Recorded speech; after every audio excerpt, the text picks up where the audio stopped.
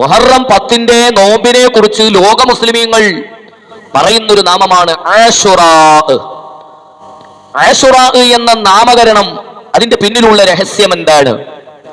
10 പ്രവാചകന്മാർക്ക് കൊടുത്ത 10 ആദരവുകൾ ഈ ആശുറാ എന്ന പേര് വെച്ചതിന് പിന്നിലുണ്ട്.